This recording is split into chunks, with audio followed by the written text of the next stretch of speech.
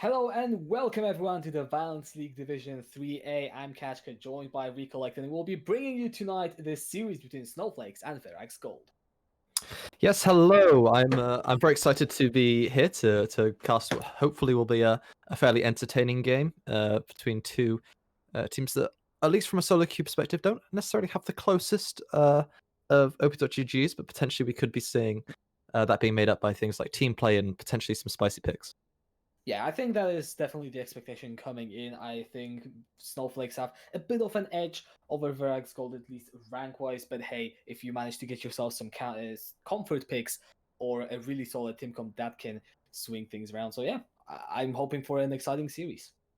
Yeah, you're absolutely right. Comfort is so underrated, I feel, in terms of in the lower divisions when you do have these players that can't necessarily execute consistently on these sort of higher level OP picks. For example, I'm not wanting to see a lot of players picking up things like the Aphelios if it's not something you feel comfortable piloting. I'd much rather see a more consistent champions like something like a Jinx or a Caitlyn or something that you can pilot to an easy degree, or potentially even an Ashe. So it will be interesting to see how draft adapts based on what people like in a comparison between meta and comfort.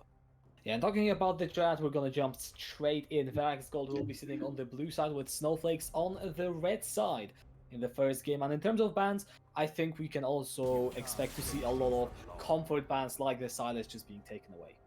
Yeah, absolutely. Silas being a really solid pick here, I believe, for Ikunator, if I remember correctly.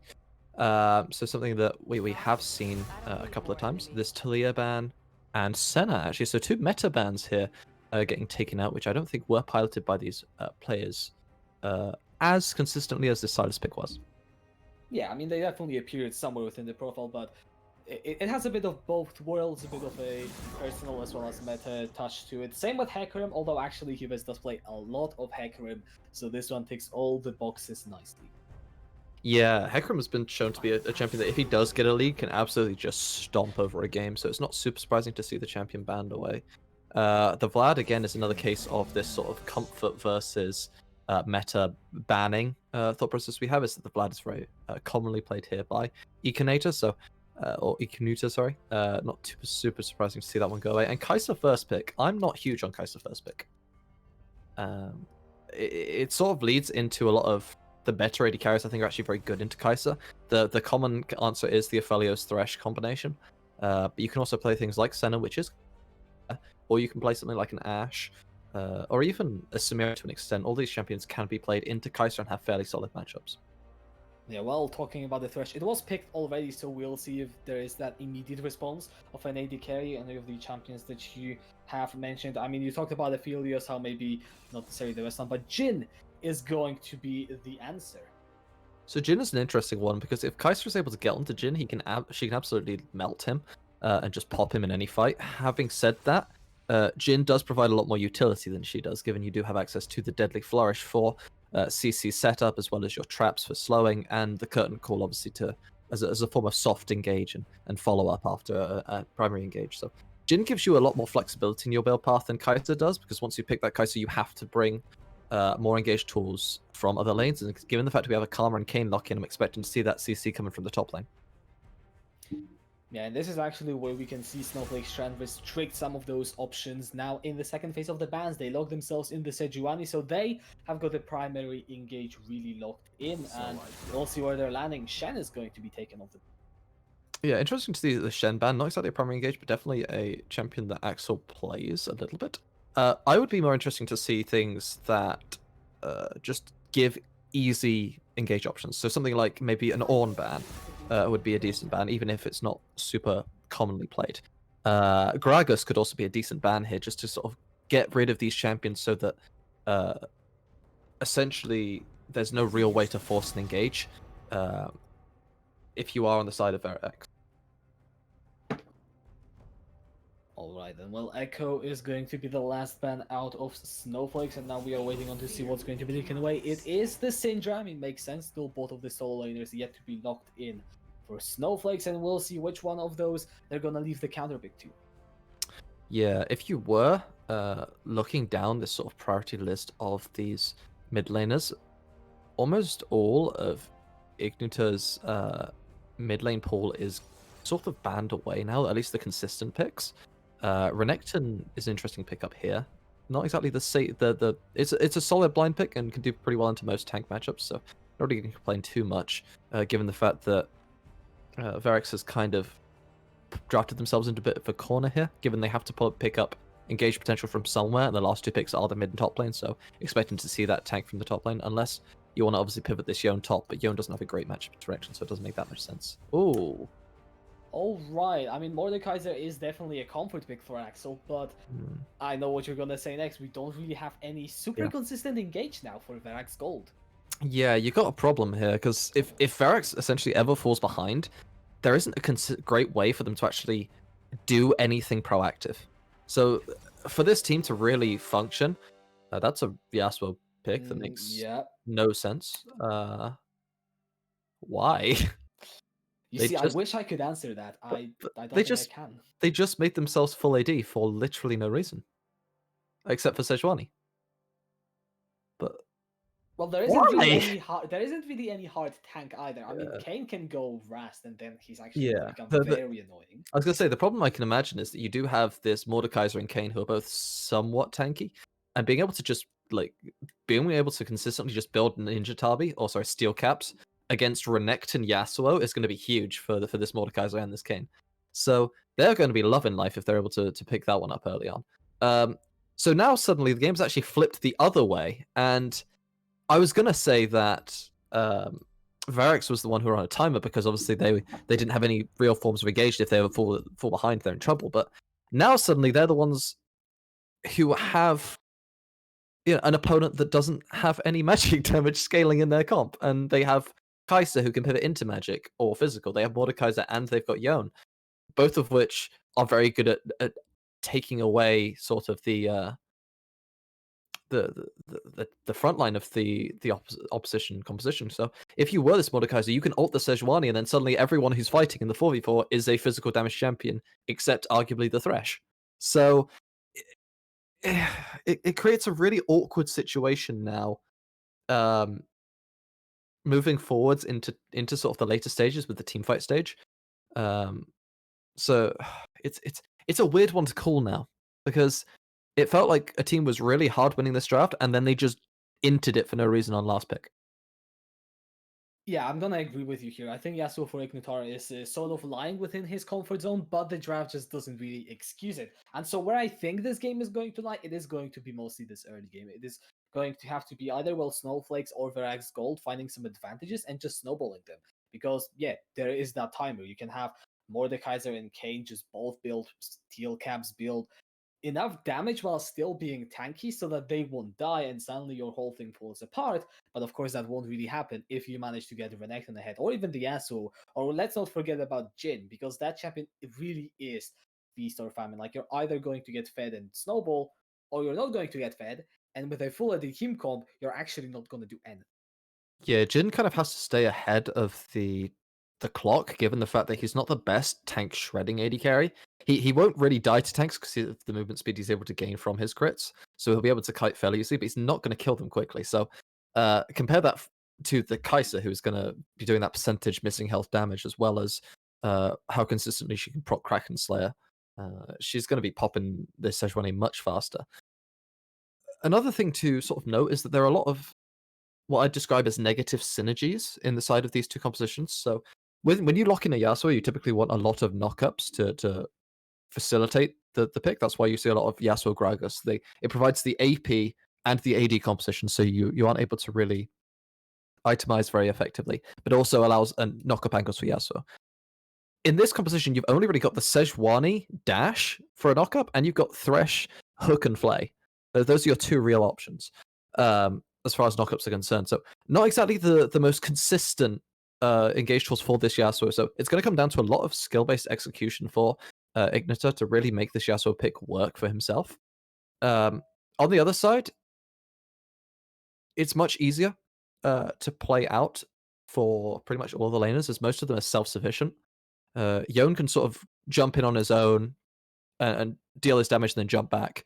Mordekaiser can ult one person and create any 1v1 he wants, and Kai'Sa with Karma can pretty much just avoid everything given the extra movement speed. So it compositionally, I actually do prefer um, this blue side draft, just given the fact that all these champions sort of do their own thing, even if the compositions doesn't necessarily fit together perfectly. Yeah, and I also think that ties into a potential point, especially about the jungle, that Hibes is going to have a lot of freedom on this zone. You said the lanes are self-sufficient. That means that he won't really have to spend any time ganking. He can just try and go for the invades where he feels like he's got the priority to make these plays. And it could mean that we will see a form quite early on in this game. Yeah, absolutely. Expecting to see the Rast form as we do have the Conqueror coming through for the Kane makes a lot of sense, given the fact that there aren't exactly a whole lot of squishies outside of obviously this Jhin, as Yasuo is going to be fairly tanky, provided he likes to go for something like the Immortal Shield Bow, which I do expect to see. Um, it's the more consistent option, unless you're able to get massively ahead, in which case just run over the game with Shadow Assassin, because why not? But in pretty much 90% of situations, Rust is just more consistent and overall better, given the fact that you are able to give a lot more utility, as well as sort of being this sort of front line that your team composition lacks in some aspects. Indeed, as we should be slowly loading into the game. I'm still loading in today, but hopefully we'll be getting ready soon. Yeah, we're having a good time. Don't worry. I will Yeah. inform you nothing has happened. We are just sort of All right, I'm at 10. okay. I'm at 10.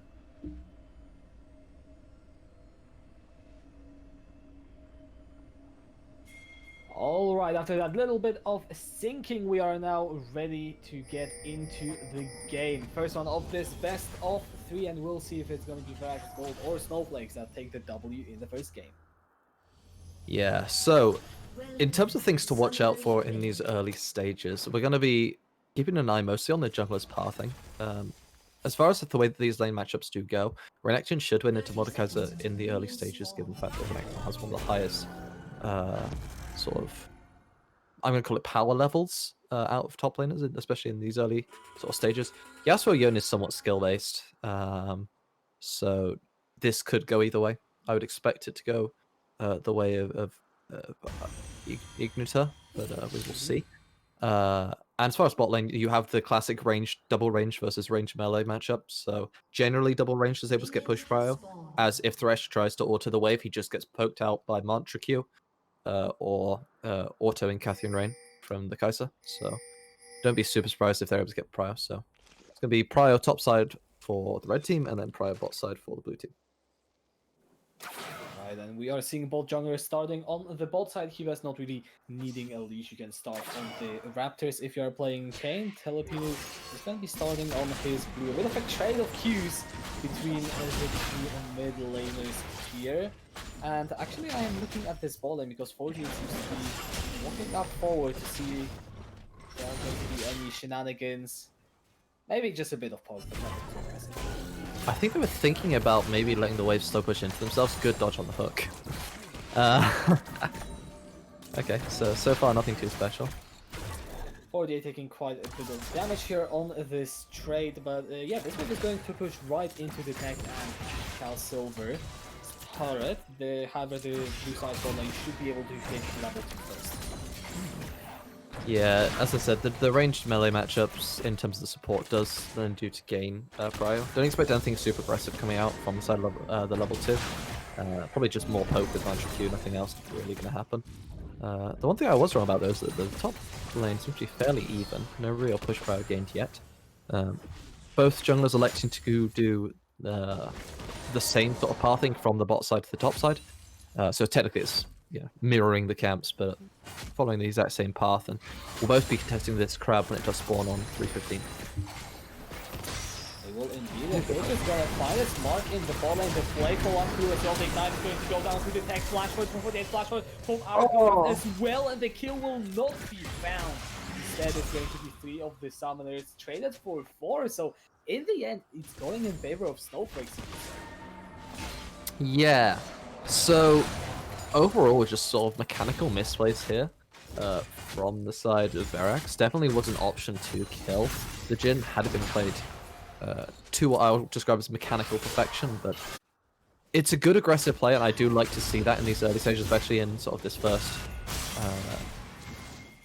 in this game. You want to be aggressive. You don't want to be too afraid. This is... Sejuani is just destroying Kane.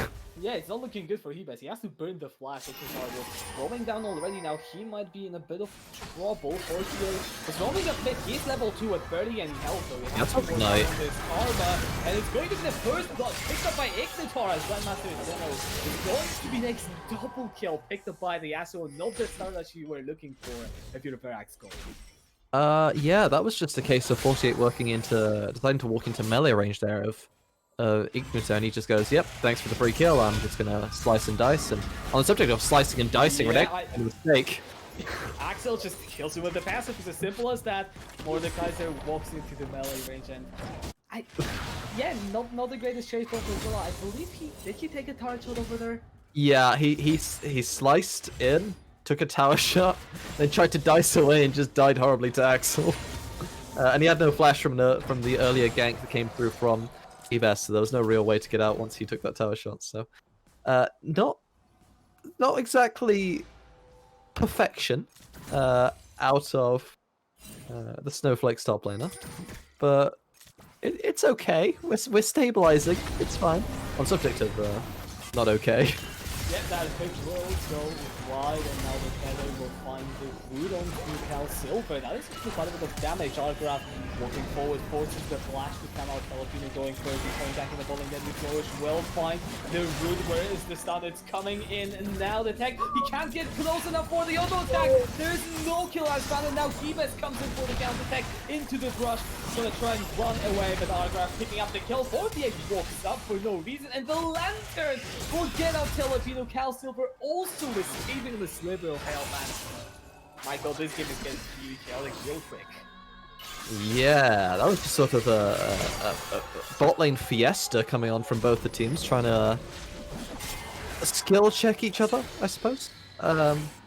Just sort of testing to see if everyone could press their buttons, and some succeeded, some failed. But overall, it works out fairly even. It's a 1-for-1 trade. Both teams will be fairly happy with that. In terms of gold, we do this largely an effect. We have Snowflakes getting an early lead, and this mid lane, it is starting to snowball now. Igniter 17, well, I mean, let's just say around 15 CS advantage. Yeah, those 2 early kills got himself the early Berserk Screams, which is such a big spike on the Yasuo, given that your Q cooldown is based off of your attack speed. So it's going to be obviously a very potent tool to pick up as early on as you can. So he's going to have pretty much consistent prio from now on in the lane matchup, as well as winning any sort of 1v1 attempts that do end up coming out between the two brothers. Anyway, we got the dragon seems to be the priority here for the side of Snowflakes, as both they do have bot prio and Telepinu is on his way. So it's like we're going to be giving away first dragon for free. I'll be interested to see what he best attempts to do in the meantime. We're also tempting to see if mid lane is gankable, but the are walking down towards the dragon. It should be secured fairly easy by Filipino, no contest that I can see coming out from Verax Gold. Instead, Cuba is going for a bit of an invade, but that's about all that Verax Gold are going to trade for this dragon. I am interested to see whether these teams will elect to lane swap their bot lanes so that they're able to play for this Rift Herald. I think it would definitely be a strong thing to do, as there isn't a neutral to trade for it. So given the fact that Snowflakes now do have the tempo, they can absolutely wait this wave, push in the next wave, and then reset and go towards the top lane. So if they push the 30 wave now, they can reset, and then as the 45 wave crashes, they can be top lane.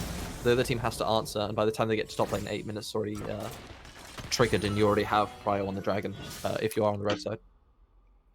Alright, and we're gonna have the junglers fighting over that Scuttle Crab in the top lane yet again. Igniter has got priority mid lane, and at the same time we have a bit of an engage happening in the bottom. Alright, Hebes in the top side is gonna try and use the Shadow Step, the Ignite is taking him down, he's gonna walk in with the Unbolt Crash fast, and here comes Grandmaster, but it's a bit too late. His jungler already dead. Axel comes down from the top lane, Filipino is getting low on that Sejuani. Axel just to walk him down, but gets stunned instead, and Brazilda pops now the Dominus That realm is going to be used. One drop is still for this Axel, who is going to come out on this snap. It's going to get flashed away from him. Brazilda picks up the kill. Yeah, excellent play there from Brazilda, dodging the smash from Axel, being able to avoid the key damage that would have ended up killing him. So wonderful stuff there from the Renekton, picking up a kill in a situation where without the outplay definitely would have died. Well, yeah, I believe at the end of this play we have, what is it, 1 or 2 kills going over onto the side of Snowflakes, which means that the lead is now further, 2,500 and 9 minutes. And this isn't just, you know, some small early game lead that happens because someone gets a safe advantage. This is starting to get into the territory that you can snowball out of potentially, as I feel like we'll go wide in the lane. Yeah. Close your eyes.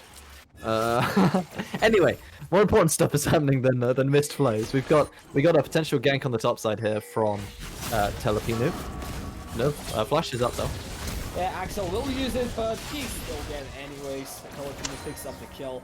I don't think the flash was necessary. You're gonna die.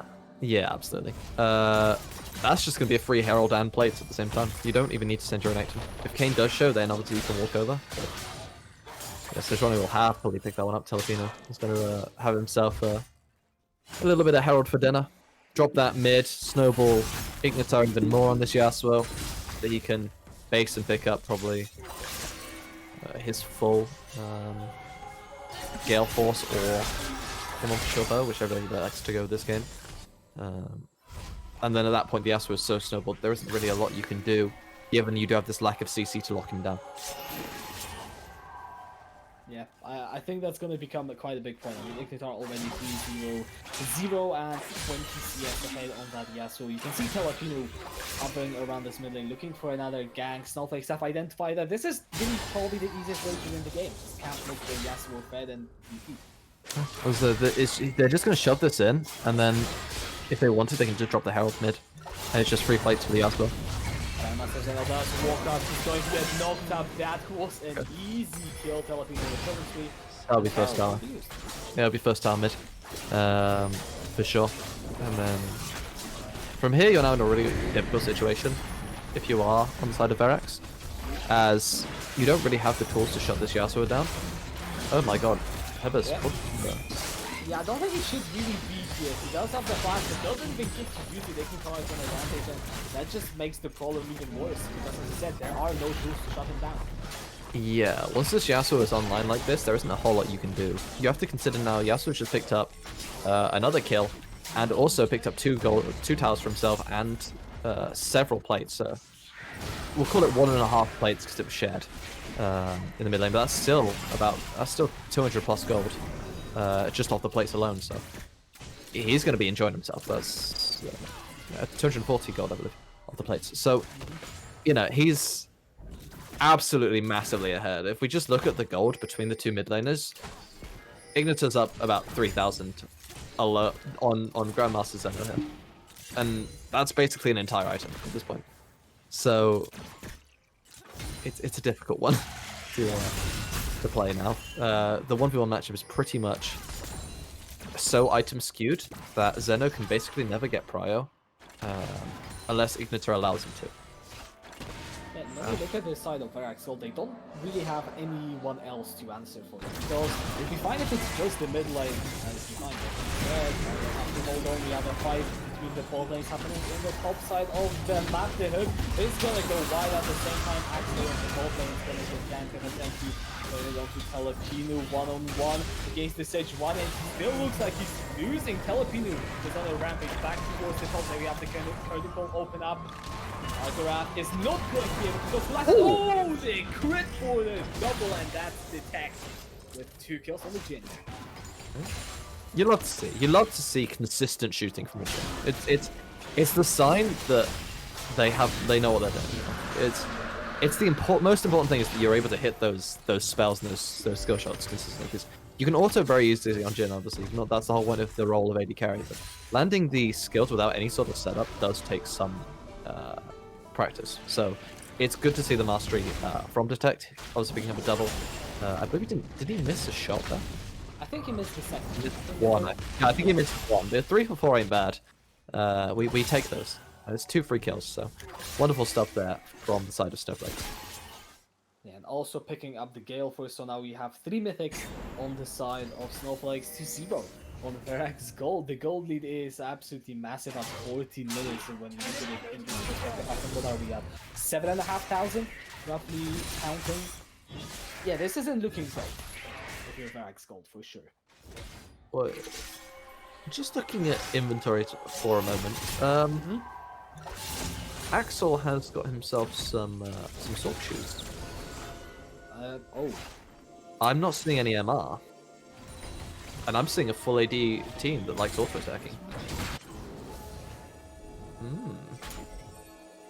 I mean, we're gonna have to see if he ever gets a kill just barely, then we can if he gets a kill just barely, then it was worth.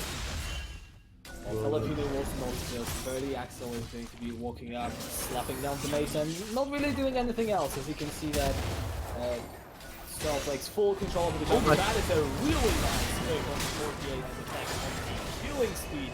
This game should by all means be now a walkover for Snowflakes. Yeah, at this point it's just a case of not throwing the game. You're sitting on an 8,000 gold lead. The other team has no way of picking fights onto your team. So the only way you can really die is if people just get caught inside lanes for literally no reason. Priscilla wins this, I'm pretty sure. Connecting just sort of slap Theo, as he has no items at all. Yeah, and last there is Zeno just trying to clear the waves, and that's the only thing he can do in this current situation. I feel like Ignitar is walking down towards the bot side, maybe just putting out the vision, but slowly and surely we have all the towers falling across the map as 48 is gonna dodge the hook in the top lane. Good for him, but Gramps Zeno is holding onto this turret, and Ignitar is closing in. There's the dominant dashing forward, the ultimate, not really doing a damn thing. Ignitar just slices him once, and that's the unstoppable Yasuo. So fun thing there that I think a lot of people will have missed is that Priscilla actually did empower W, and as Zeno was starting the ult, he right-clicked on Zeno. So as the way that CC point-and-click CC works is as soon as you're in range, the CC will cast. So because Yone isn't instantly the knock-up, it's the dash and then the knock-up. As the dash goes through, Priscilla lands the point-and-click stun. So there is no possible follow-up afterwards for Zeno, and he's just CC'd in place. So Ignitar can absolutely just delete him. So, little thing there that you might have missed, but really well played there from the Renekton. Well, yeah, good that you pointed out, as now we have a Herald also on the map, so that's going to be another objective picked up by Snowflakes. And really, I feel like at this point we're looking at how cleanly they can finish the game. Can they finish it without losing any more kills? Can they finish it without losing any more objectives? That's really the question that we're asking here for Snowflakes.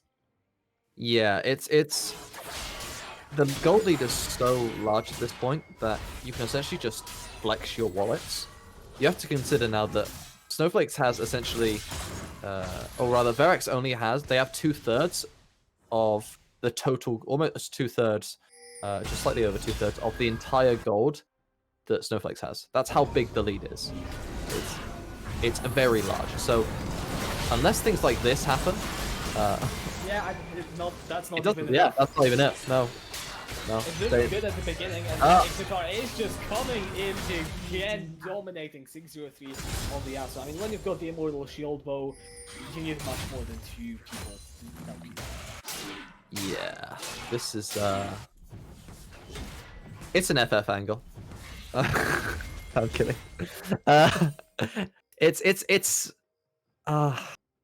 normally this is the bit where I would say, okay, what you need to do to come back in this game is you need to catch them in a side lane using your consistent hard CC, and then you can go in and farm kills off of those players. But you don't have the consistent hard CC to do that if you are on the side of Verax. So it's really difficult to know sort of what to do with when you don't have a reliable form of engage. And this is why I said it was so important that they do gain leads.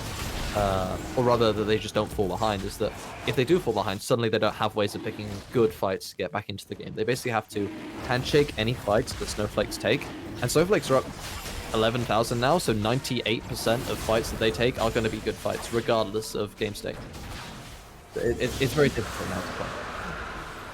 it is. Now we have also the Infernal being picked up in 5 minutes. We're gonna have the Soul, and I think the only way in which we can see Verax go try and come back is if they somehow stall this for, I don't know, 20 minutes and get the perfect Yone ultimate. As Hibes is gonna actually juke the hook. Well played on him. He's gonna be out for this one.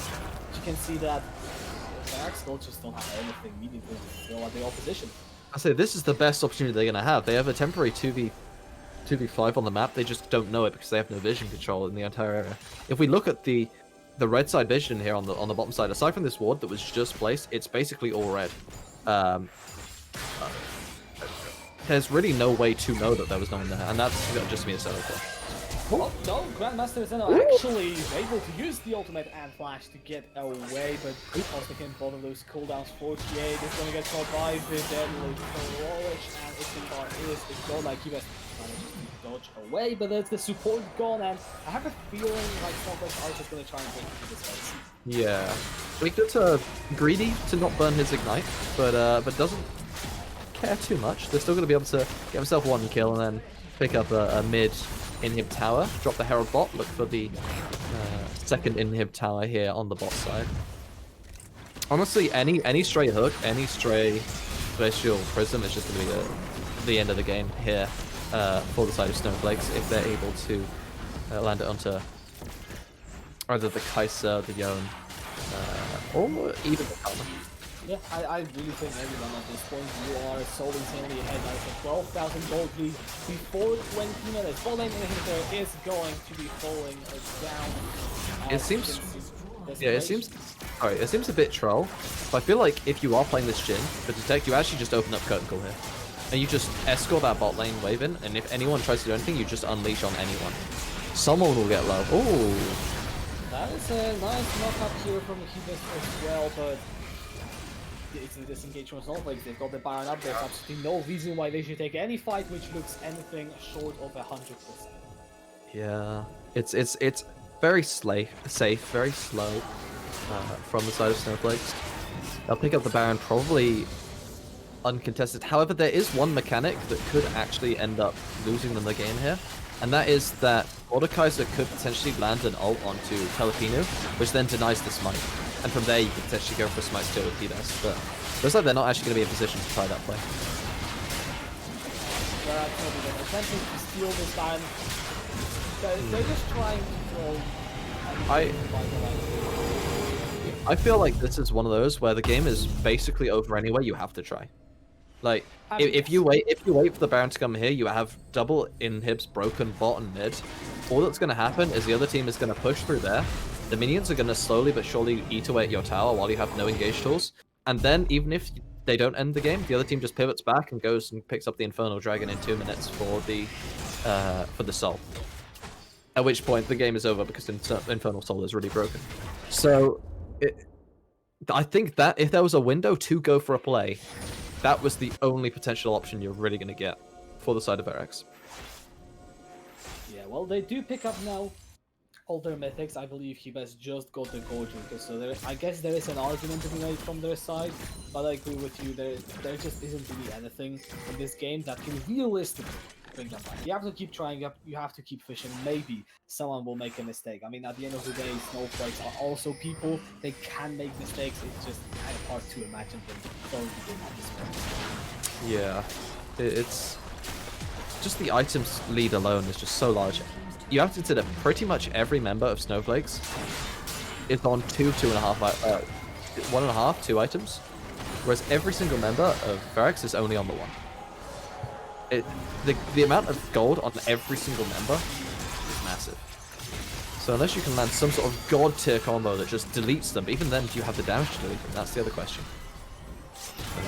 Oh, can't. It's gonna be no good flash away from Argoraf as Griselda is going to be alone in the bot side, 1-on-2, but Grandmaster Zeno is just getting eviscerated here. Griselda and Griselda. Get out. Griselda is 1-on-1 against Axel, and that ultimate will attempt to flash, will fall down. Outside him, card out is going to be hold the cross one, and Mars is not down here. It is a 4-on-5 in favor of Verax. Just down playing the third inhibitor will fall right in front of their eyes. And you have to consider the timers on the game. Dragon spawns in literally 1 second. There you go. So the dragon is now up. That's going to be the Infernal Soul on the table. If he does attempt to contest, will be down 1 level. And you don't have the Death Realm to deny the Sejuani Smite. So this is going to be a quote-unquote fair Smite steal attempt. Having said that, Telepinu does have access to Glacial Prison. So there really shouldn't be any way for Kane to get into the pit here. He's gonna try his best. They're just gonna hold the damage. He's gonna die to Ignition. Yep, there is the last red, and it's not legendary. No chance of a steal. That's going to be an Infernal Soul triple inhibitor. Minions pouring into the base. We should be watching Snowflakes go MVP. Yeah, it's been a victory lap for a while. It's a rough one. Okay, go on, Zeno. On, Believer. Right, sure. Oh, God.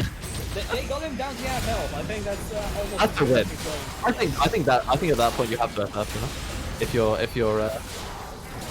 you're Snowflakes, your mid laner almost died. Oh yeah. Well, Snowflakes are just going to now have some fun trying to get a few more kills while Joe's letting the couple people actually getting kind of blown as he's blind. He has to flash away. A lot of damage going on, but the Nexus will fall, and it's Snowflakes in the game run to stop. Yeah, this was an absolute slaughter. There's no way of putting this otherwise. Basically, every single early game skirmish went the way of Snowflakes, with, I think, pretty much no exceptions.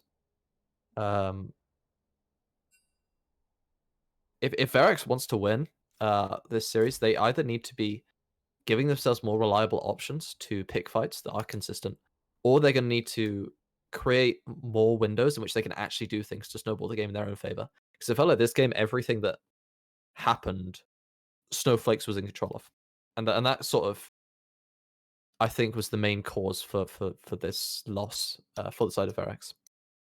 Yeah, it was just pretty much a skill check at every single point. It feels like, to me at least, watching this game, Snowflakes being better at executing at every single point, whatever they were trying to do. I mean, only 3 deaths overall. Yeah, that is a really good game 1, and if you're Verax Gold, I don't even know. I'm looking forward to seeing what they're trying to pull in the game 2, but we're just gonna have to wait and see. Yeah, there's Yeah. Well, I guess then we'll see you after the break. Sorry. So, see you soon. Yeah.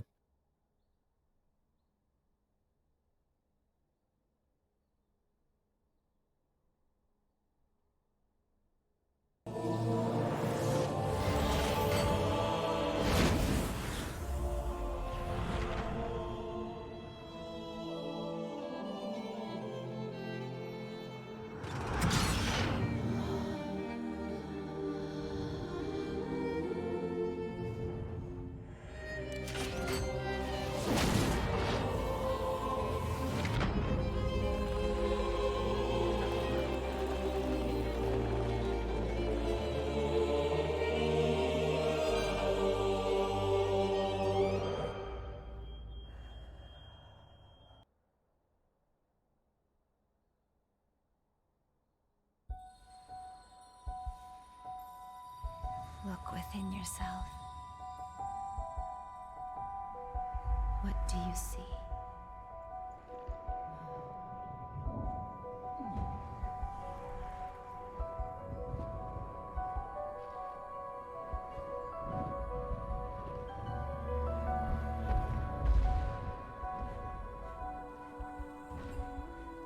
Is your soul a fading light?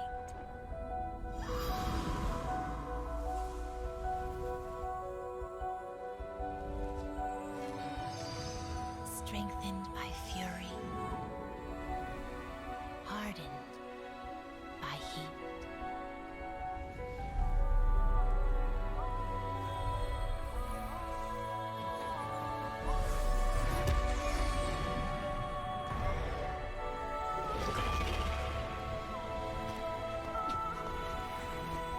Search deeper now. you see?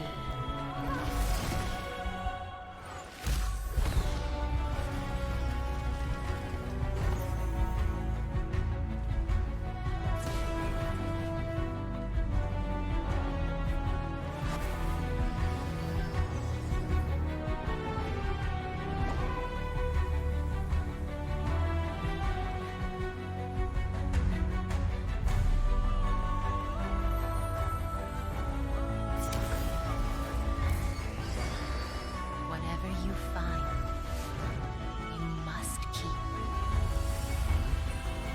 You cannot fear what lies beneath.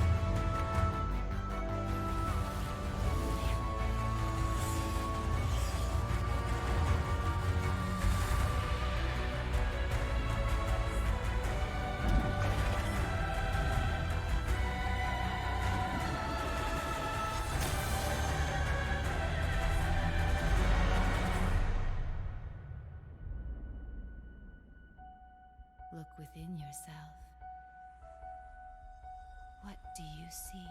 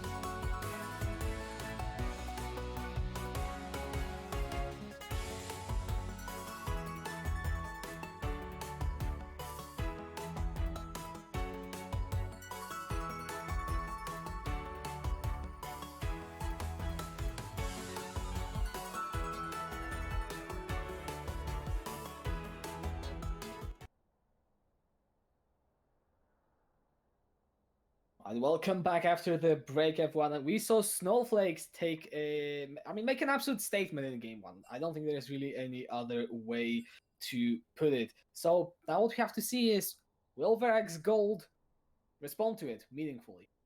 Yeah, that was I a display of dominance, I suppose, is the only real way I can describe that one. It was rough to watch, as it felt like Snowflakes pretty much had control the entire game. Hopefully Verax are able to sort of gain some sort of footing here in the second game. If they're not able to gain some sort of early advantage, it feels like the game could potentially go the same way if they aren't able to success in the early stages like they were unable to in game one.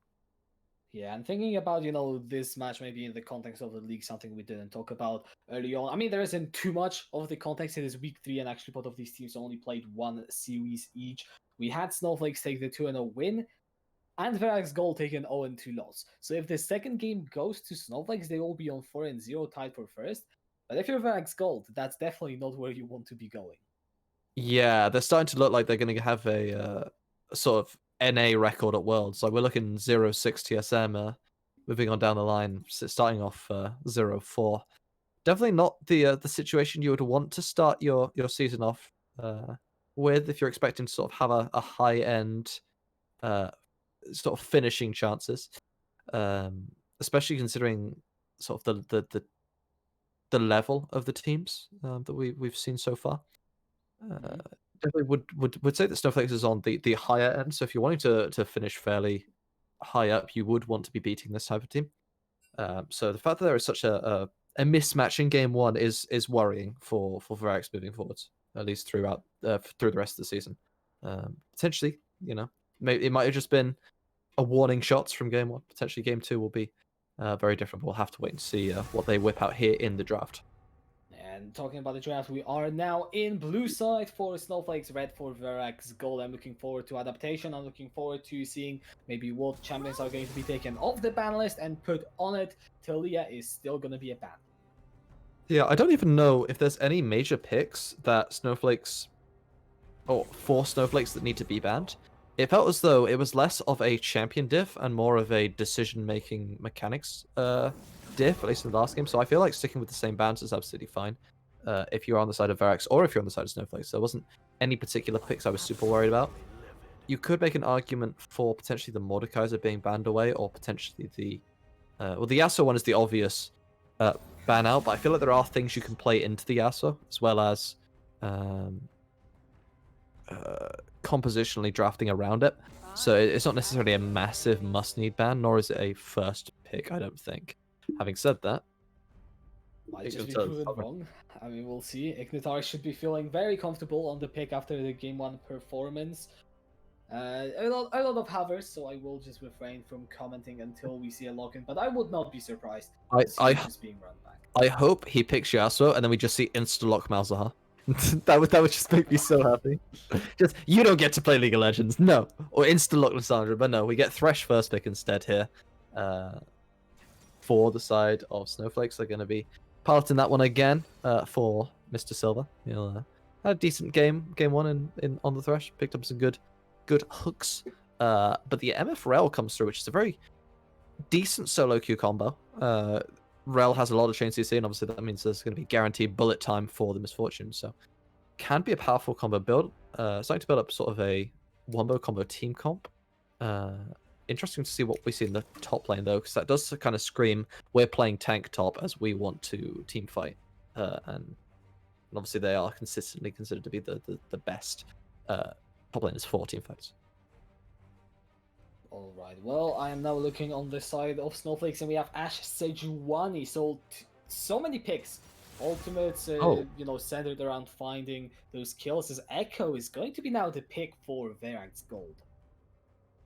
Echo is an interesting one, because it basically means that they don't necessarily need to ban away the Syndra anymore. Ignitor's very known for his Syndra. It's probably his most played champion. But Echo, if he's able to survive the first sort of 6 levels, he is then able to basically trade ults with the Syndra, and he'll never die. And from there, once he gets 1.5, 2 items, he outscales on the side lane. And you could set up this disgusting 1-3-1.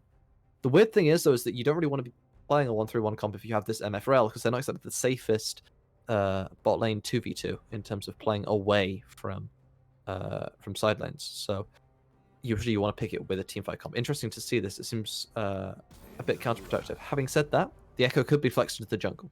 So don't be surprised if it is jungle Echo here for her best. It does give you some sort of flexibility here in the draft. It will, and I think this next pick could tell us potentially quite a bit about where that Echo is going to be allocated as Wukong. So yeah, team fighting all around seems to be the focus of Verax Gold.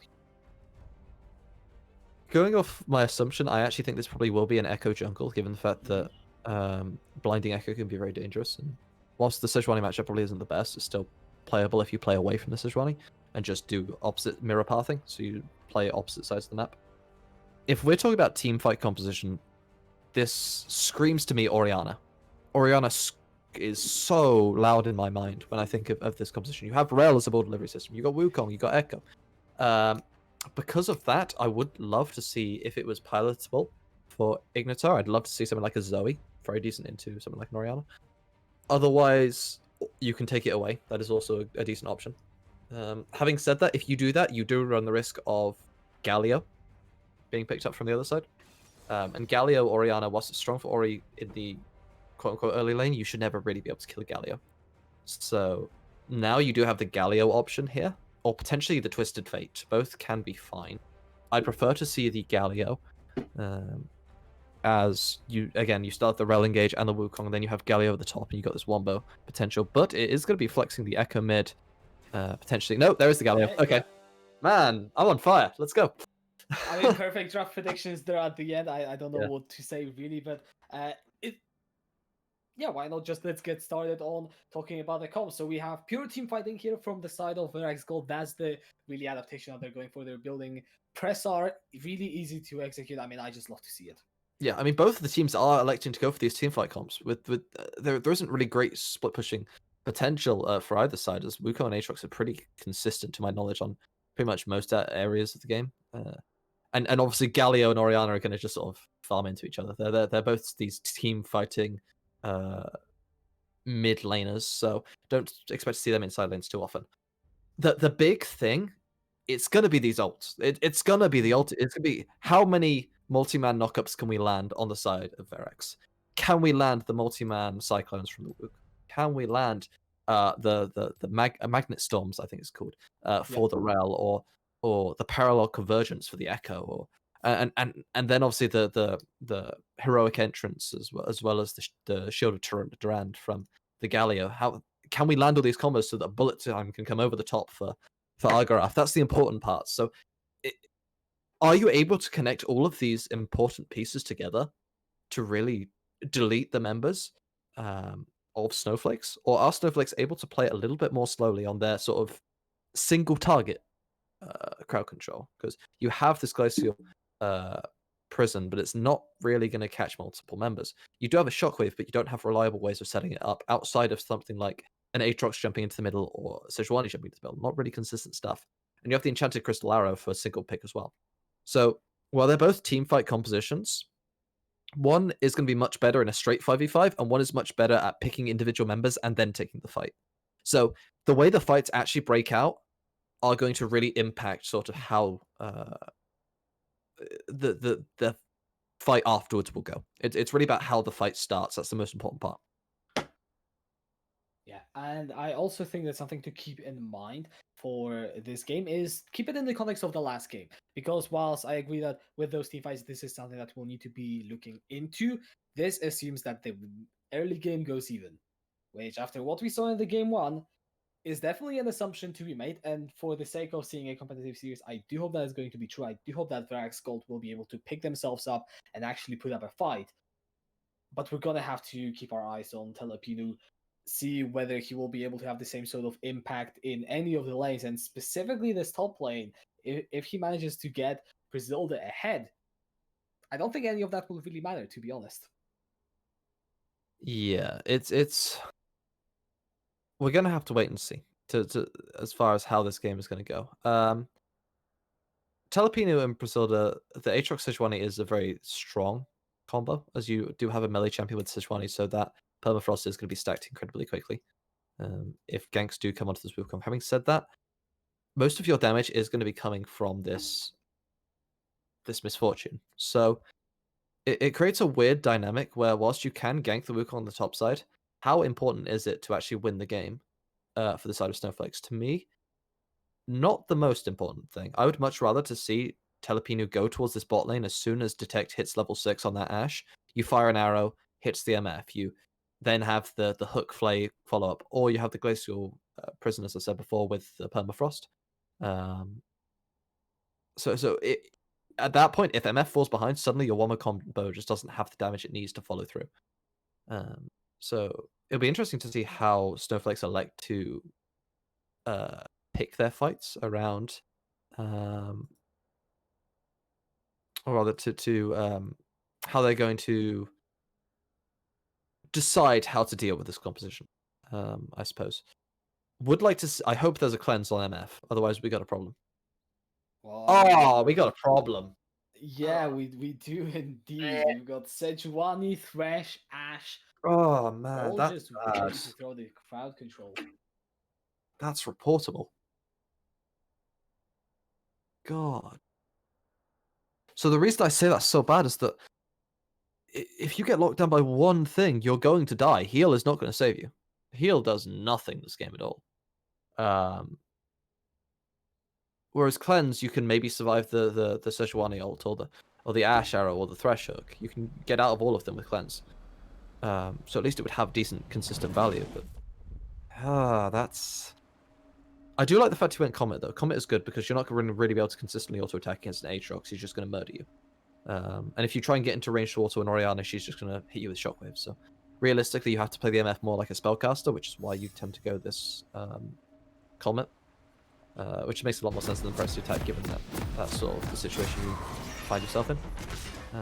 But yeah, interesting to see no cleanse on the MF. I'm not a huge fan of that.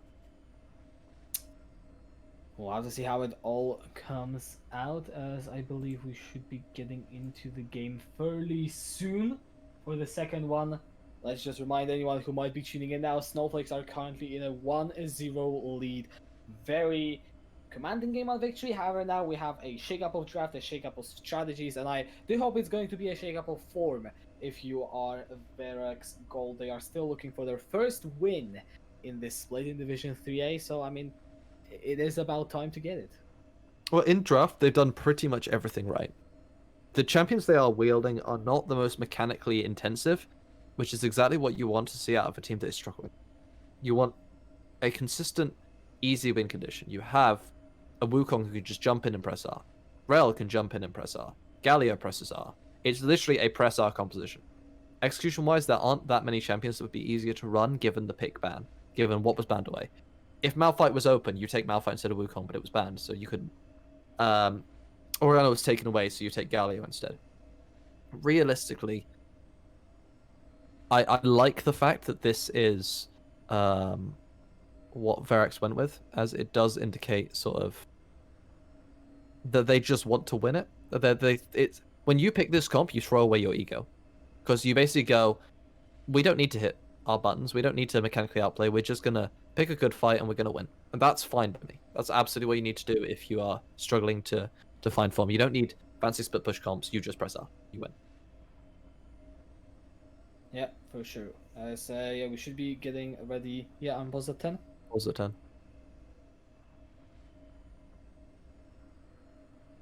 Alright, and we're now on to the Rift for the second and potentially final game. Snowflake still yet to lose a Nexus, I believe, this split, and Verax Gold still yet to pick up a win. So will this continue, or will we see change of pace? Still unable to maintain a Nexus, if you will. I mean, yeah, technically. Just sort of standard 5-point defense, I think. We're not going to see anything too spicy. Neither of these teams are excessively great at invading. You do have Thresher as an option, but seriously, it's kind of whatever. Slow response from Zeno. It's going to be walking around, you know, Vision Wars, I believe it's what it's called. Algarath is going to spot out Telepinu, trying Mana to flow. hook. It's big. It's a mana flow ban proc. The MF is huge. Ooh. Okay, a hook onto 47. It's going to be taken by Cal Silver, but 47 just jumps out. 48, sorry, just jumps out of there. Someone's been playing too much Hitman. No, I actually haven't played any. I don't know. You need off topic. You need to pick that game up. It's any of the games. They're all really good. I'm a big fan of Agent 47 myself. Anyway, on the topic of time, it is time for this blue buff to be leashed for the side of Verax, and the red buff for the side of Snowflakes. I kind of expect to see the same pathing as game 1, which is just the 4 camp into the Scuttle Crab top side, which is kind of what we saw both last game. Last time, Hebest actually had the champion that farmed a little bit faster and was able to gank top and burn that flash early on. Obviously, on this Echo, you're not going to be as fast, so I'm going to have to see how they adapt their pathing around that sort of lack of tempo. For sure, we can see already Telepinu going towards the top side, so buff to buff. Getting ready to be top side early on, or maybe pivot down to the bot lane, depends on the wave state. For now, I believe that is Griselda getting a slight cushion, or either way, actually playing back. That is going to be a hook onto 48. Forces them flash away. A bit of trading happening in the mid lane as well. With yeah. 48 had to burn his flash because the jump away from the rail was actually interrupted by Silver's Flay.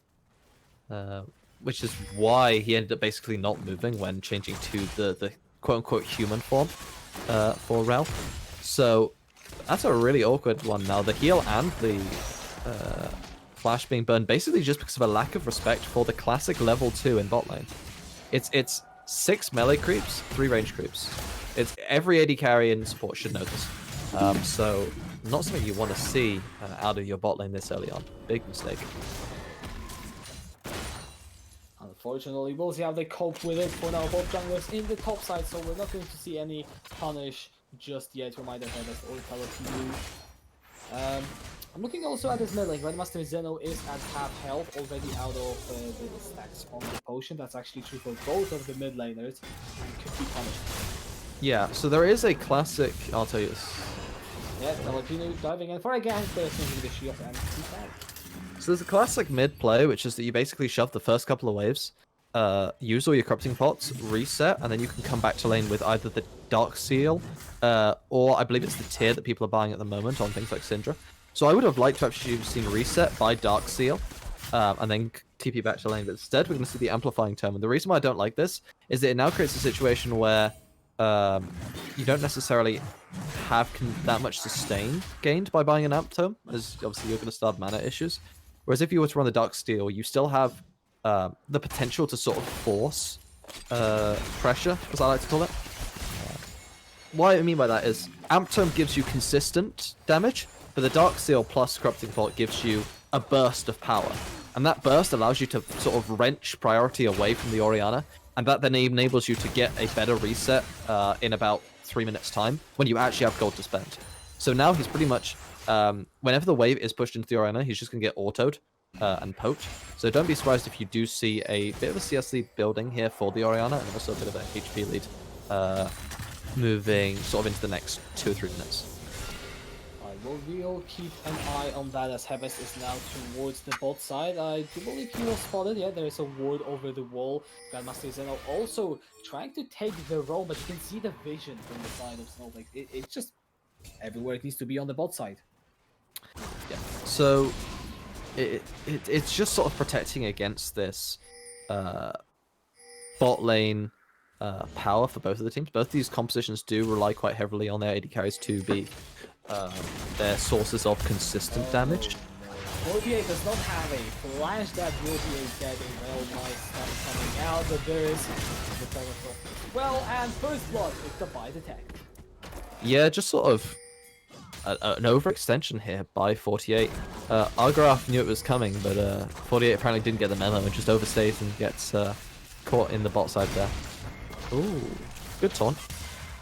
Good damage from Grandmaster Zeno in this trade. You can see, however, an invade into the jungle of Verax Gold. Grandmaster Zeno will find Filipino. The dash will be interrupted and flash away. Blast Cone is not going to be taken by Filipino. I think he misclicked the blast. I think he misclicked the blast cone 3 times, which is unfortunate. Yeah, let's go with that. Well, Axel is level 6 teleporting into this wall. This could turn to be a big fight. Argoram does not have the buff. We got the fact that we have another one. Axel picks up the kill. Onto the tech. Respawn teleport is now coming through, but already 2 kills picked up by Verax Gold. Ignitar flashes over the wall, and Brazilda makes fight. Also found MS flashed after him. Okay, yeah, MS Fortune is going to take the chase. Ignitar down. He is picked. Nope! The Comet takes him down, and 3 kills picked up by Verax Gold. I thought that was horrible, but apparently 48 saw an angle that I didn't. Ends up baiting the entirety of Snowflakes into a 4v5 fight, as the Aatrox TP is way too late to have any major impact on the remaining fight. And yeah, Verax able to pretty much get everything they could want out of that one. Now having an early gold lead, which for the first time in this series, I think this is their first gold lead. Filipino is around this dragon, so it might not all be two detectives coming in from the both sides. So Argoram getting very low on the misfortune is going to drop down to detect flash roll from Heaven to pick up the kill. The dragon is a the Orianna behind. Ignitar still does not have the shockwave. The tech is going to get flipped back and double kill picked up by Heaven, but the health bars, they're so damn low. Calcillo is trying to pick up the kill. The kills exit. It will be from Grandmaster Zeno, and 48 over the wall. They all escape with slivers of hell. No way! That's not possible! Oh, wow, okay. So, apparently, I thought they were all dead. That's crazy. Okay, so, wonderful stuff there from the side of Verax. Essentially just outplaying this. I thought Silver was going to be able to land an auto onto anyone, but apparently, thanks to the grand exit, as you called it, Zeno able to knock up the Thresh and allow 2 of them to walk out for free, and then an excellent jump away from 48 keeps him alive too. So, oh, that's The hook that should be dead misfortune. Shockwave to secure the kill. So Infernal Drake and a kill now picked up by the side of Snowflakes, and that's just a mistake you shouldn't need. Yeah, I mean, you had no members of your team able to help contest that, so realistically that was very greedy from Argraf. if there's ever more than one player on the dragon, you're just gonna die. Luckily for him, the shockwave was used, which might not necessarily have been needed, but it is one cooldown blown that you can be fairly happy about. Trading here on the top side, both top lanes trading ultis. Axel using that cyclone for a bit of damage, but now Telepino looking for a gang, still level 5, so we're not gonna have the Glacial Prison. Axel is gonna be safe, has still got the flash, doesn't even need to use it. Yeah, so fun little fact, Wukong Cyclone does give you movement speed. So if you proc it that second time, you are going to get a little bit faster, which helps the our little monkey man in the top lane run away from danger from the Sejuani. Oh no, Telepino is just completely cut out. Heaven is looking over the wall just to make sure that if there was an attempt to attack the blast, he would send him right back in. And I love to see it. Verax Gold putting up a fight in the second game. Yeah, playing these champions, they don't necessarily have as much mechanical reliance as the champions they were playing before, so they're now able to sort of think more about what they actually want to do on the map instead of focusing so much on what their champions do. So, I didn't mean that in a toxic way. That's genuinely something that you should work on if you are wanting to improve. It's good to see the fact that they are making the right choices now that they, like as a team, and that's helping them to gain these sort of CS leads and this priority and to play around these objectives much more effectively than they were in game 1. Well, that being said, I do want to take a look across the CS now, see if there's something interesting. I don't think I will. I think Grandmaster Zeno will get a gank here. The stun, not live, but he's already gonna use the card, and Telepino takes quite a lot of punish damage. Hebest now in the mid lane has got access to the chrono break, will not even have the opportunity to go in. Yeah, so yeah, nothing too exciting happening here. Zeno landing a good taunt means he's able to just walk out scot-free from the gank of Telepino. So good stuff there from the Galio. He got himself a nice little CS lead, up 13. That will be a little bit shorter after these minions are CS'd here by Ignitor. But yeah, having a pretty solid game for himself this time around. Meanwhile, on the bot side, the CS lead is sort of ballooning here in the opposite direction. The Snowflakes bot lane definitely stamping their authority on this lane matchup. Yeah, Detect 22 CS ahead, has 2 kills as well. You will expect that Ash when she recalls to probably be picking up, well, either the whole mythic or another full component. Okay, but actually is it going to be enough? No, I don't think it's going to be enough for an entire mythic, but... No, thanks to the boots and the dagger, I believe she's really short a couple of hundred. So not quite going to be able to pick that one up. Instead, elects to pick up the Berserker's Greaves and then components, so electing for the movement speed, which makes some sense given the fact that Detect does lack the mobility of something like an Ezreal or a Lucian, and instead is obviously now going to use that movement speed to avoid the engage and wombo combo that does come through from Verax. Alright, I certainly got these junglers fight a lot around the top side battle this series. Telepino is going to take a lot of damage here, and both mid lanes are coming down top laners as well. Slowly collapsing. Axel is going to be the first one, is going to dash in. Here comes the Kill's entrance. Not gonna find gonna come into Telepino knocked up with the cyclone. Just barely taken down. Nice shot on the reach. The Ash Arrow connects with the stun as well, but where is the damage? There just isn't anyone. Brazil is already back and under the top lane. Ignitor has to flash away. It has been followed through by Heves. And here comes the bullet time as well. Ignitor walking towards the tier 2. Axel is gonna go for the chase. No, he is not. Sadly for Telepino, the Glacial Prison went to Narnia, I think. Oh, engage here from the pressure. Yeah, 47 is Silver is going to take him down, but it is a trade to Zilda now finds the double. Grandmaster Zeno his top dash interrupted, and the tech picks up the kill. Heaven's going forward, but he to his own doom as a triple kill is now picked up by Brazil. Mission failed. We'll get him next time. Verax just overextending for very little reason, trying to kill Ignitar. The initial play is excellent. They do pick up Telepino, and they'll be happy to take that one down, but going too hard and ending up losing 3 or 4 members there at the very end is not exactly what you want to see if you were wanting this gold lead to extend. And now they're actually going to be down in gold because this dragon will end up getting taken by the side of Snowflakes, and suddenly you're now sitting at 2 dragons away from Soul, and you're going to have to contest Drake 3. Potentially when your champions aren't on their major item spots. And the Soul is also going to be the Cloud Soul, and the reason I say this is because you mentioned just briefly how ultimates are going to be an important part. I mean, it is definitely true for Verax Gold more, but also on the side of Snowflake. I mean, you got the Ash Arrow, the Shockwave, the Glacial Prison, those are some big ultimates getting that extra cooldown off of them. And the movement speed in the cases of Aatrox will be quite significant. On the subject of ults, I'm not certain, but I think Telepino might have thrown his in exactly the wrong direction during that last fight. I don't remember. Could someone clip for me and just verify that? I would very much appreciate that one. Anyway, yeah. But speaking about ults, these compositions are very centered around their ultimates. We do have Enchanted Crystal Arrow, the Shockwave, we've got Glacial Prison, all of which are going to be key teamfight ultimates for the side of Snowflakes. And of course, seeing these ultimates in action is the bottom side. New Grandmaster is going to get knocked down. A lot of good damage in is moving the mid lane into the bullet time. The Shockwave, however, interrupts it. Really good work here from Ignitar, and both teams are just going to walk away. There's some sweet justice there. Seeing all 3 of the ults I was just talking about used pretty effectively, one after the other. On subject of effective, we got an engage here onto Silver.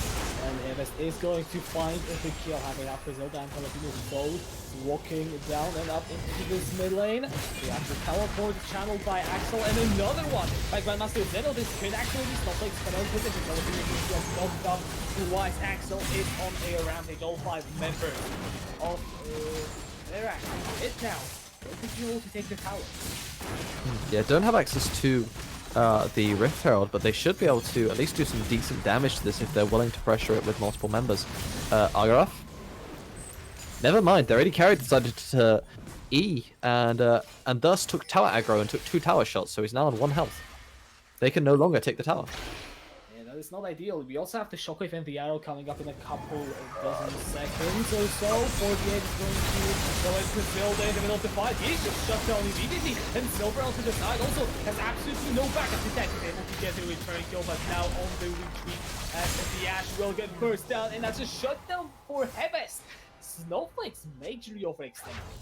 Yeah, Snowflakes going in, but not having any of their major cooldowns here in terms of the ultimates. They do need to pick the fights the way they want to.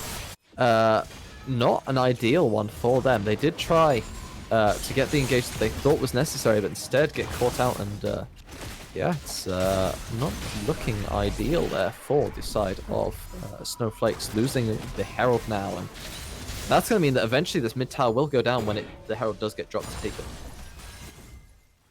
Most likely will the Drake in 2 minutes, and alright, well, this game is now 100% into. We have 5 kills on Axel, 5 kills on Hebest. These 2 guys are playing champions that have carry potential. I don't know if as much as a Yasuo, I mean Echo for sure, he can take over the games. So we really gotta watch out for that. If they do end up picking up even more kills, we could be seeing a snowball now in favor of that. Yeah, and both these champions have the potential to one-shot the backline for Snowflakes, which is so important in this composition. Apparently Telepino is fine. He was just sightseeing in the bot side blue quadrant. No one needs to know what happened. It was just a fun time, you know, riding your boar. Anyway, yeah, we're just clearing vision. Alright, Hebest in the bot lane, onto the tag here. That's just the trade that we are going to take. Now, 50 seconds until the dragon. I can see almost all of the ultimates are up. Only the hero's entrance is going to be, I'm going to look it up, 1 minute and 12 seconds. So it's not going to up for the team fight. No, that is quite a key cooldown for extending CC duration. Having said that, it's not necessarily the most important one for picking the initial fight. I actually don't really like the fact that Hebest is here. I'd prefer for him to just walk mid and drop the Herald with Wukong by the tower. That way you can threaten Ignitar away from the tower with the potential of this Wukong dive. But instead, just sort of farming away the bot wave, denying his AD carry some CS and XP. Oh no, Argraff is going to get caught by the arrow, but he's actually doing quite Oh, well. bullet He's time. going to play. He's going to interrupt the bullet time, but the stuns are so massive, and Filipino already on the run with his so down low at stage 20, but not going to fall out. Zelda? That's going on to detect. The Zelda in the backside is going to be able to take out 48, and now our grab has to burn the plan to get away, and then the Zelda are going to kick it out. The Heaven is losing that. It's the shutdown that is picked up, and on the other side of the fight, Axel with his Ignitar is going to go in favor of Axel. Now is able to find one more kill, but Zelda on the Aatrox triple kill picked up already, and he just does not die as we go into a pause. Oh, they already carried EC. That's Yeah, that's not it. No, that ain't it, Chief. So, from what I can see, from the side of Verax, the AD carry is currently disconnected due to, I would assume, internet issues.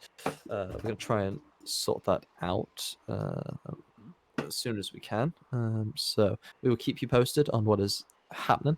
And yeah, as we do have a couple of minutes to sort of speak about what we've recently witnessed, that Priscilla TP was just disgusting. I mean, yes, Aatrox is just disgusting in general, just so especially now with the Gold Drinker. He's going to be working towards what I can assume will be Starax Gauge as well. So we're going to see more of that fun healing stuff. I mean, if you think about it, his healing is so good that Axel went and bought 2 Grievous Wounds items.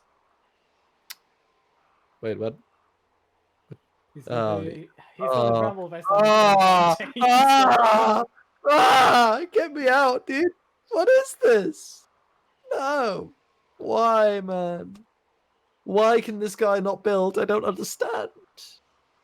Axel was the same one who built the sock shoes in game 1, right? I'm not being... Yes. Ah, no, that's reportable. No, man. I must have mentally, like, intentionally blocked that from my mind. But there's no way I missed this. Ah. Yikes. That's... Let's never speak of this again. Yeah, let's that's just... I just want you to know I'm actually grabbing a little bit of blue tack, and I'm putting it on top of the I'm putting it on top of the Kempunk chainsword, so that I don't have to look at it. Just so you're aware. That's absolutely fine. That's understandable. Cool. So yeah, I'm looking forward to seeing what Axel's second item will be after he resets. He's currently only got the one, but is sitting on 118 CS. So looking forward to seeing that Bramble Vest upgrade into his second item, because he only has one item right now. Yep.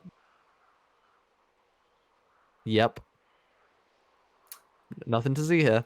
All right. Well, talking maybe about the game, like a bit, in a positive light, we have. So what is it? We are 19 minutes in. There was this massive fight around the dragon. The gold is basically the same as it was a couple of minutes ago. So we see that Verax gold not really pushing their advantage forward. Which is it really going to become a problem? Is it a problem already, or like how is that going to develop? Honestly, in terms of scaling, both the teams scale fairly similarly.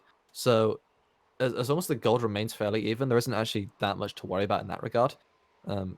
You could make an argument that some components of Snowflakes scales better in a vacuum, but having said that, in actual context of the fights, it's just whoever lands better combo, or whoever denies the other team's combo, rather. If Verax can't land the consistent multi-man Galio ults, Cyclones, and bullet time over the top, then their comp will just fall apart. It's kind of what you saw here, is that they landed some of the damage, but the bullet time got interrupted, and then the fight got scrappy, and Brasilda was allowed to pretty much just walk over everyone he wanted to, one at a time. So we saw him, he murdered the Rel, he murdered the Misfortune, he murdered the Galio at the very end. So no, he didn't kill the MF, my apologies. He killed Hebest, 48, and Zeno. But he pretty much just got to walk at them for free. And at that point, suddenly there's a problem. So unless you can land these consistent CCs on multiple members, whilst being able to keep yourselves, your fights organized, Aatrox and yeah, pretty much just Aatrox is just going to go wild in the backline. It's the same for the Wukong though. Is that if fights get scrappy, he can jump in and just murder the backline. Same with Hebest on the Echo. It's all about making sure that your unit is set up correctly for your fights, and that you don't have flank opportunities for Prasilda or for Axel, and that's going to really dictate how this game goes from here on. And I feel like also something that Verax should be aware of is that Magnet Storm doesn't prevent Ignitar from casting Shockwave, because I think there were 2 fights already now where they got a really nice combo, they layer the bullet time and they're like, hold on, Orianna can still ult. And bullet time gets interrupted and it all basically, goes wrong. So, I don't know, I think I'd like to see maybe Rel engage as one of the first people as set up with the Magnet Storm for the other crowd control to be coming through, so that then you can actually layer the bullet time fairly effectively.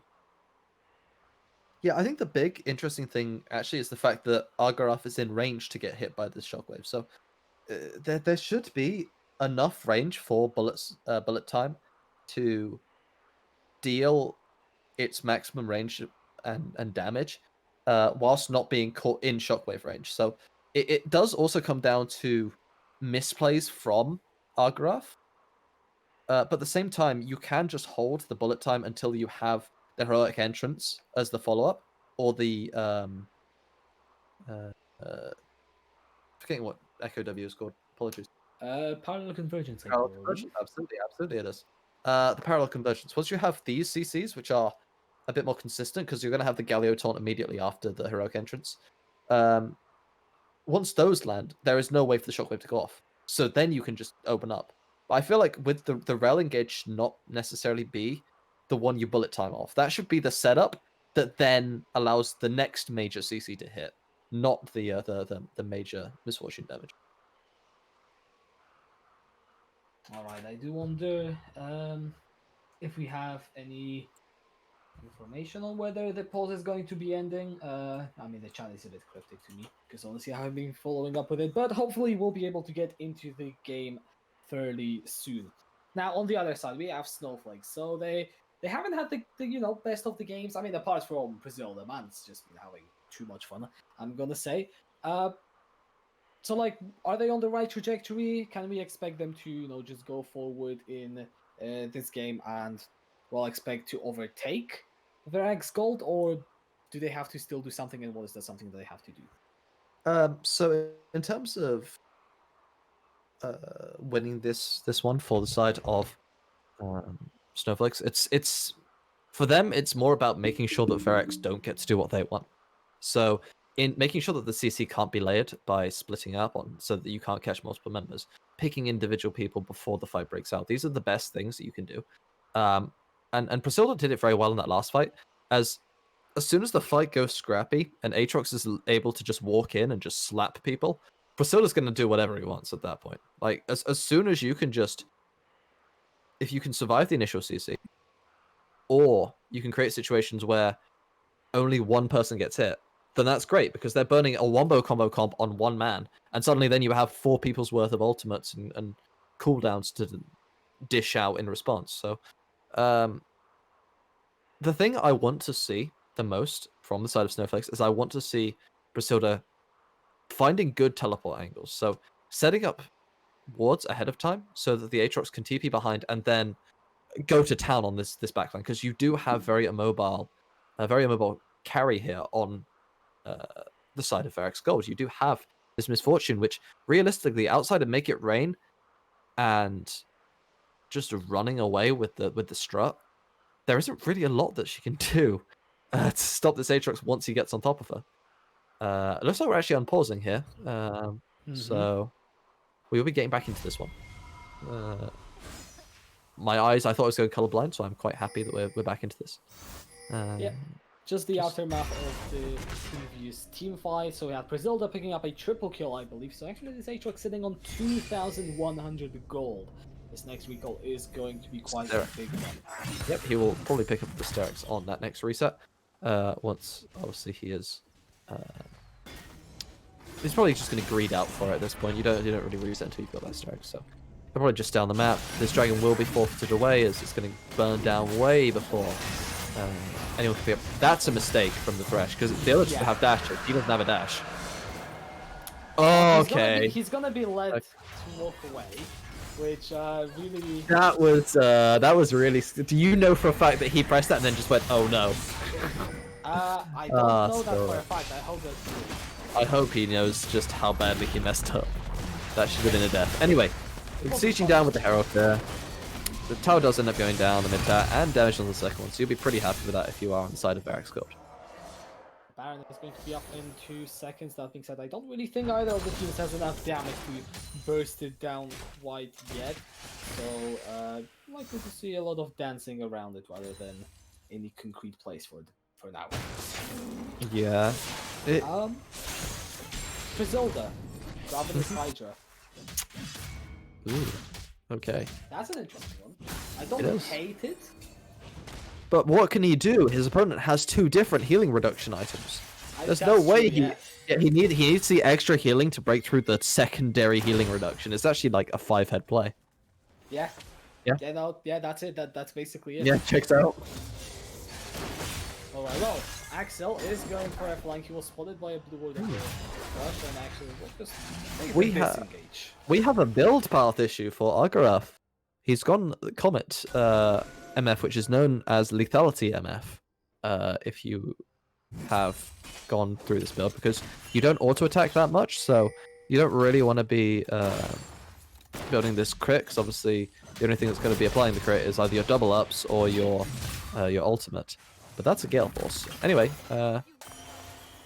nice try. Just narrowly avoids the stun, so he's going to be able to get out. So, this is really odd, because the reason for the tier rush is that you go tier into Manimune whilst building lethality. So what this creates now is that you have what I'm going to refer to as build incompatibility, which means that your build is half of one thing and half the other, which means it's just half as good as any going one of the routes. So yeah, not ideal here, which might explain the lack of damage that's been coming through with these bullet times. I'm also now wondering, that is a lot of anti-healing. I mean, normally you criticize, or at least I tend to criticize teams for not having enough anti-healing, like no one built anything in Soraka, but here we have 4 anti-healing items into an Aatrox. The bigger thing, I think, isn't actually the healing. It's more important to just lock him down so he can't do anything. Yeah. And then you one-shot him before he can heal. That's a more effective method of dealing with Aatrox generally. And it's not like they don't have the tools to do it. They have several forms of consistent CC, so interesting to see. And yeah, at this point, if you have that much, it actually feels like it's gold inefficient to do that. Potentially building it later on if you were this misfortune, if you already have Oblivion Orb on your Galio, and you've got Wukong with several forms of healing reduction as well. Big item pickups here. We've got the Lichbane pickup for Hebest, which is going to be pretty huge going to this next fight. Good arrow. Yeah, and Arrow. Where's your cleanse? Yeah, this is why you pick cleanse, basically. Where's your cleanse? Yeah. We called this ahead of the game, though. That this should be cleansed. Also, Gale Force was up. I mean, if you're going to build wrong, at least use the Gale Force, right? I mean, I guess not. It's a hand stiff. It's a hand scab. But yeah, this is the main reason why you want that cleanse. It's just their whole comp is built around picking random people, so you absolutely just want to build. You just want to be able to survive, and heal isn't going to help that much. Cleanse obviously would be considerably more useful, but we've spoke about that already, so I won't go into too much detail on that one again. Anyway, most important thing, Dragon is spawning soon. We've got ourselves Dragon Soul Point. Soul on the table here for the side of Snowflakes. Jalapeno pathing slowly down there. Got himself 50 seconds to work with, so no, don't have to rush your way down there just yet, but the vision control is already in position here for the side of Verax Gold, and given the fact that their comp wants to be the one Wukong comp, being able to pick up these flank wards for their Wukong is definitely going to be quite important for this next fight. Alright, well, here's the setup. 30 seconds until the dragon. Now we have the side of Misfortune Snowflakes. Okay, Ash will have to rather. burn the flash and the gale for Oh, he's getting slowed down by the time out of the arrow. Finds us out to Hemis, the shockwave No. goes to Argraf, and Argraf is so down low, the shield just there. He Almost ulted. making him out, and the ult is not going to save him. Neither the Magnus from nor the bullet time at 48 falling down right after his aid carry. Hemis is not going to get hit by the ultimate as that goes just a bit wide. Hemis taking the dash away, but there's 2 kills picked up by Snowflakes, and now they're turning to the dragon. And that's going to be the tower because... Oh, maybe not. Here's a taunt. Yeah, instead of finding it on TP, have a splash TP of from- also a teleport from Axe, so he is now in this team fight with the builder. Can they deal with Aegis? I mean, Aegis is alone versus 2, and that is a lot of crowd control, and the shutdown goes over into Hemet. So at the end of the day, we still have Verax gold. Okay, it's a 50-50 though. Telepinu is here to potentially steal away the dragon. There's no vision though, so it is a blind attempt. Oh no, we've got Hawkshot. Yeah, the Hawkshot will spot the dragon, 2,500 health. Telepinu's go over the wall. Will he go for the steal? He's going Jump in. in. The dragon is down 200. It is stolen! This soul secured by Snowflakes, and an absolute disaster for Verax. Goal Telepinu now running away thanks to all the extra movement speed that he's getting. The dragon reset on her best. That's so tragic for the jungler there of the side of Verax Gold, but the excellent smite does come through there from Telepinu. Interesting to see that no one really attempted to zone him from entering the pit, which I think is a mistake. There were definitely options to do so. You do both of your mid and your top laner do have flash, so you could potentially look to play aggressively on the Sejuani, especially considering the way the fight went before. But instead, they decide not to risk it and they get punished. Yeah, unfortunately he's gonna get out of position. You're sent back to with the Magnus from 48. He's still alive, the shield. And No he's bullet time. walking away. The volley is not going to take him out. Oh! That was a mistake. However, Telepinu with the offense together into the hook. Well, fine at the pick for Snowflakes. I feel like I felt personal pain seeing that shockwave, but thankfully, the Glacial Prism does come through. Excellent parallel convergence into taunt combo. But out of the stance, but keep your eyes on this builder that Apex must get down the middle of the burst in the backside as it's eviscerated on the side of Verax. Gold Axel is going to fall down. There's a shutdown picked up by the tech, and Hemes is the only one surviving. Griselda dashing forward can't quite find what he's looking for, but it does not matter. Snowflakes with 4 kills will take a middling turret as they take control of the game. Yeah, can't find her best, but can find himself 3 kills, and that's going to be a potential angle here to set up for this Baron, which is obviously going to be a very powerful point. Whoever's going to take this Baron first will pretty much be in the driving seat for the rest of this game, as they'll be able to push down and increase their current team gold. So excellent stuff there from Priscilla, ending up landing multiple darken damage, as I'm going to refer to it, the Darken Blade.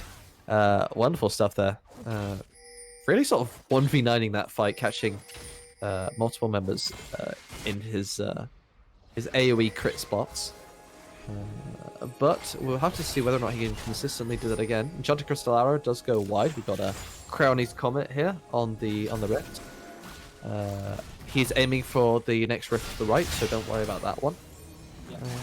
Yep. And also, it was absolutely fine with cloud damage with that. 48, I don't think Yes. he's actually looking for Magnus, so it's nice, but it's only there for a second before he's blown up. Hemes is not going to get attacked by the 6-1 yet again. The hook, though, is clean from Silver. That's a shutdown for Eknitar with the jungle gone and the support also dead. They should be the Baron now for Snow. What I don't get is what was the point from 48? There is no heroic entrance up. It's on cooldown, so there's no way that you can really have a consistent follow-up for the CC chain. So even if you go in and land it onto multiple people, you're going to land it for half a second and then immediately everyone will walk away. So it just doesn't make sense. It seems like there's a lack of coordination here from Verax, and given their composition, coordination is very important.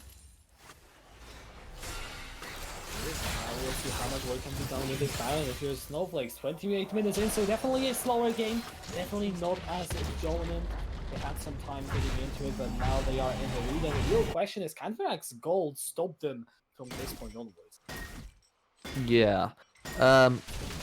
Thankfully, this game, they do have the ability to pull the trigger, so they're not in as bad a state as they were before.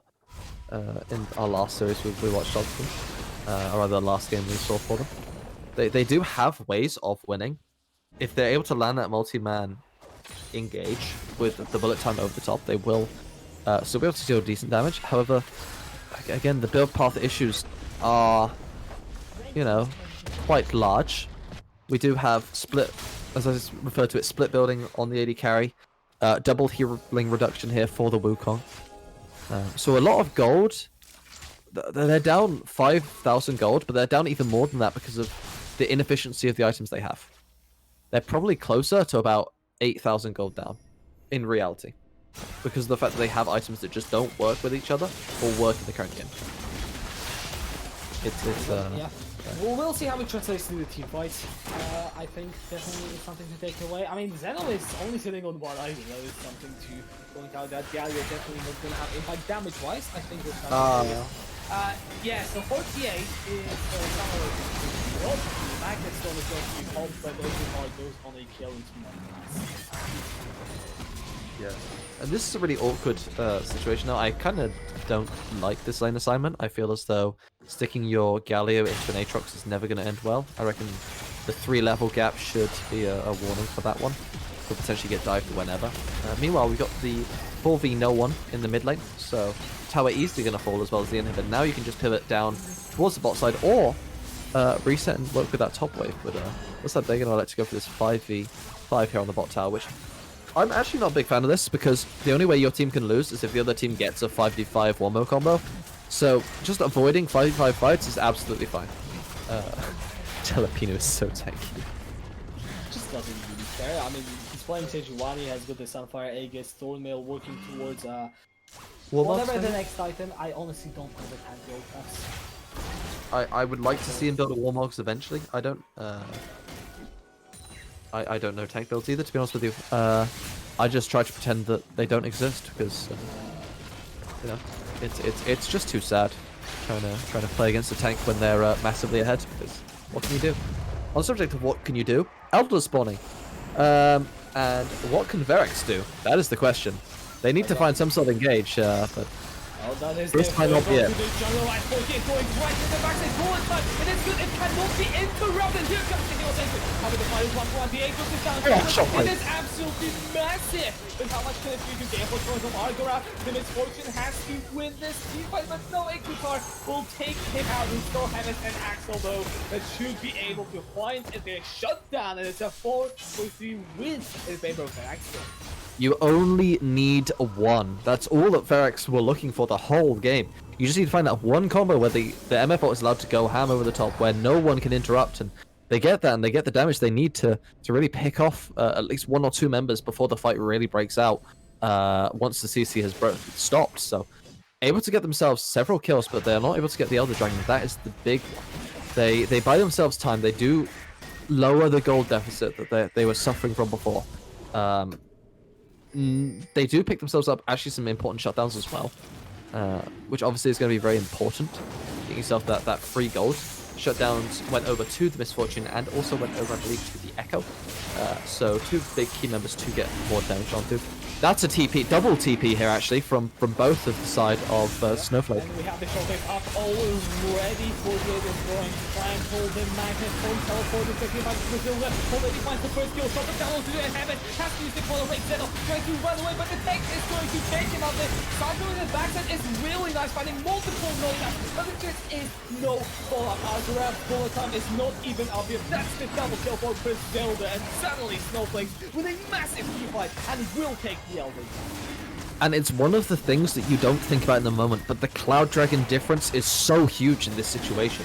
The double clouds giving you that ability haste allows these cooldowns to be up much faster for the side of Snowflakes, which enables them to have this shockwave up when, for the side of Verax, they just don't have the cooldowns they would normally have. The bullet time only just came up after the fight was over, so no ability to follow up on the initial Cyclone, and that's going to create this possibility, but it might not be enough. Going in, Argos gets some guys down to the bullet time, picks up the shutdown. That is 2 kills, and that should mean actually does the game end. Well, we have 8 seconds on the time as this will be low. So far, only Zeno up to defend. Axel is already up. That is the triple from Detect is already on a rampage. And if this up together, that can they defend? The arrow will go wide, and it's the disengage from Snowflakes as, yeah, Baron. Verax do get to live another day. Baron also is a thing, yes. Yes, it's spawning in 15 seconds. Wouldn't be surprised to see them elect to go straight towards that one. Given the fact that Zeno did just die, he's going to be on a bad death timer with no teleport, so definitely an option to take this top tower, and then you reset, walk straight to the Baron. Or maybe don't even reset at all and just walk there immediately with and have a 5v4 fight there. Could potentially be an option here for the side of Snowflakes. You still have to watch out for them because they have some really solid engage potential and they have some damage between them as well. Harvest working towards the 4th item on the Echo. We are starting to enter that late game parity. Yeah, absolutely. It does have himself the Lich Bane on 3 items now. Is able to one-shot pretty much either of these 2 carries in Detects Ash or Ignitar's Orianna. Both definitely options for him for one-shot. The important part is him being able to find the initial engage. Both of those champions do have CC, who can, when they, in which case they can interrupt. Having said that, yeah, the arrow will go wide. The bullet time is still not quite up. The knockups are nice. There it is. How much damage can it really do? The answer is no. There's only 1 kill, and the Elder buff is doing a lapse in this Keybind armor. It's going to fall down. That's the full ace, and they should be the game. First game, it was a stomp. Second game, it took a while, but either way, Snowflakes, they will take the series to 2-0. Yeah, and it's rule number 1 of League. Don't fight against the team with Elder Dragon. Giving up the Baron there is absolutely fine if you're going to fight anyway. It'd be better to have waited for the Elder to expire and then fight versus the Baron team. But they thought they had the angle. They thought they could win it, but Verax don't quite have the damage they need, and Snowflakes punish them and kill them in the 4-0. Especially when you're fighting into the Elder buff, that just made all the difference. Because I feel like the bullet time was nice, the engage was quite solid. At the end of the day, it took Brazilda quite some time to reach the backside, so this was a winnable fight. But that Elder, I mean, it just makes all the difference. Yeah, it's there's just a lot of things to. There's just a lot of reasons why this game was difficult for the side of Verax to win. In the last fight, whilst they did find the combo onto multiple people, they didn't find it onto anyone that was actually important. They didn't catch either of the true carries. They managed to find the Aatrox and I believe the Sejuani. There was no damage onto either the Orianna or the Ashe, which is your more consistent damage output. And even though the Aatrox does get caught with Sterak's, he's going to be pretty much unkillable anyway, unless you can consistently lock him down. So it's much better to kill him after the fight. So it's a difficult one. I like what they tried to do because it was definitely the best thing they could do in the moment, but it felt like the execution just wasn't quite there over the course of the game. There were some moments where it was great, but overall there was too many instances of people just getting caught out and then trying to force the fight afterwards. Typically this would happen with 48 being behind enemy lines and then trying to make something happen while starting a fight on half health. It was, yeah, there were just too many instances of incorrect setup, shall we say, and incorrect focus. All right, I am getting some information that we will be having Ignitar over here, so we can ask him some questions, talk about some things. All right, I mean, definitely someone, actually, on the side of Snowflakes. I am seeing him in the waiting room, so... All right, we should be getting him in. So, Ignitar, can you hear us? Yeah, can do. All right, well, welcome here, and congratulations on your win, first of all. Thank you. Pleasure. I mean, I guess the real sort of focus here I want to, get onto is, like, how do you feel now with Snowflakes? I believe you guys are now 4-0, 2-0 in series, but both being 2-0 wins. Is that correct? Yeah, that's correct. Because we had an off week. Mm-hmm. Yeah, so really, what is the expectation? Now that it's a third of your matches done, how long do you want to keep going like this? I think we'll look to win the split, most likely. I think it's definitely possible because we have a lot of tricks up our sleeves that we yet haven't been hasn't been necessary to draw out yet. So that'll be great. All right. Well, maybe more specifically about this game. I mean, game 1 Yasuo was clean. Game 2 Orianna was really good as well. I'm gonna have to say so. I don't know. Do you have any insight about what was it like playing these from your perspective? Well, we had a game in Scrim where someone locked in Yone and I smashed them on Yasuo. So as soon as they locked in Yone, we were like, I bet we going Yasuo, boys. And we already had the Sejuani, so it's kind of easy setup. And I don't know, I have no clue what Kama was doing in the river at like what level 3 or 4. I got a double kill, 15 CS lead. I just came back with like completed Berserker creeps. I don't know. It was just over by then. I remember, yeah, I was gonna say, I remember you came back to lane. You were 2-0 up. You came back with Berserker Greaves super early on, and it was just like, this laning phase, this lane is just completely over. There's no way in hell Yone Yeah. could do anything from this point in on. It's just the saddest thing. Like, Yeah, I it remember. was really great. Also, our AD got to free farm in bot lane. Why they did that, I have no clue why they roamed like that, but it worked out. And in the end, I could literally just face like tower dive 2 of their towers, and it didn't really matter. So I don't know. It was just over a long time ago. Game 2 was a lot more difficult though. Yeah, I was actually going to ask you about the game too. So how did you feel about the adaptation that came through from Verax in game 2, and how did you guys adjust sort of after seeing the what I'm going to refer to as sort of the compositional shift and shift in playstyle? I think comp 2 they were much better. Like game 1 we just rolled them. It felt like it easily could have been a bot game, I don't know. But game 2 was just much more difficult. Also it threw us off because we thought the Echo was going mid lane, and then they all of a sudden Uga Booga Galio'd mid, which is just a really rough lane for Orianna to get like prio. Even though I smacked him with some autos, it didn't really do much. And our jungler kind of got really far behind. And so did the Wukong. He got me a really hard time. Yeah, I was going to ask how it felt getting slapped about by a Wukong with 2 healing reduction items. Yeah, I was I going don't to wait know. until after the cast, but yeah. I I have no clue why he built that. Also, I'm not sure why they built so much like anti healing. Like It was it's actually just an Aatrox gap the whole game. yeah, I remember. it's just Aatrox, right? The only one that's Yeah. healing. So Yeah. I'm not so sure why they built triple anti healing while he was frontlining anyway. But I guess they do that thing, right? So I don't know. They never got to me and Ash in the back line. Like even Rel jumping in, they never really caught me and Ash. So we just got to free hit while I was Yeah. really weak though. But I felt like a shielding bot, no cap. Yeah. I mean, at Pretty the end of the good. day, that's all you need to Yeah. do, and just throw in some showcase as well. But it did work as well. So I guess one last thing to throw in is if you want to shout out anyone, your team or anyone else, or just have your 1 minute on stream, then.